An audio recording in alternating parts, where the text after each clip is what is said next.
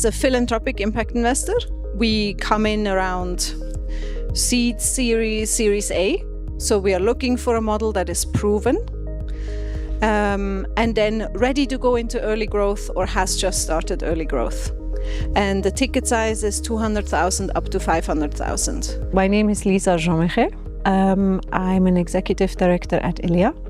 elea is a philanthropic impact investor that exists to fight absolute poverty, and we do that with entrepreneurial means. As the IC, you're specifically looking for a case where you feel that elea, with its sector expertise, can also contribute something to the venture that you're investing in beyond just the financial capital.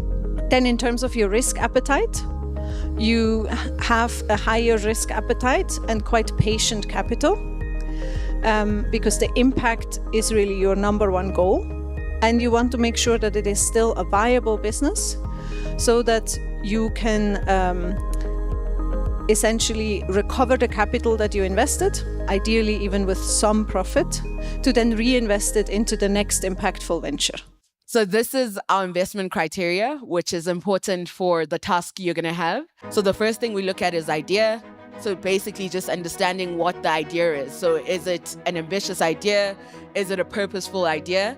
The next thing we look at is business model. So as Lisa mentioned, we look for business models where it's viable and sustainable, but also highly impactful.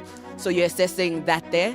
The next thing we look at is market. So understanding where this venture sits in the market, understanding the market dynamics of where the venture is operating.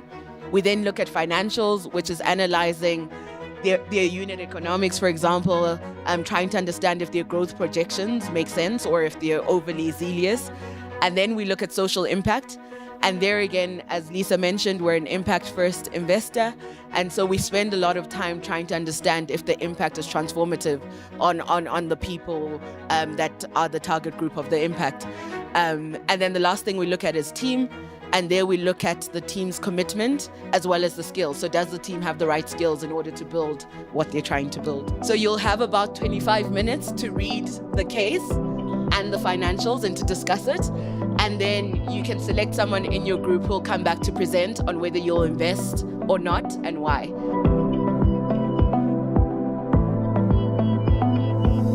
If they could draw a clear path to profitability and acknowledge the risks in the value chain. So we're saying no, we wouldn't spend more time on this deal, just looking at the growth projections that they're wanting from where they currently are.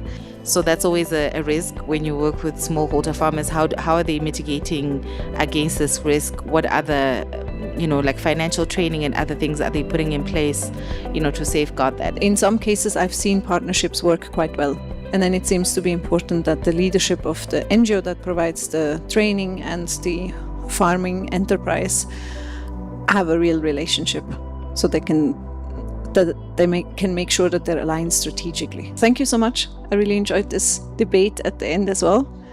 Yeah. You all would make a great IC.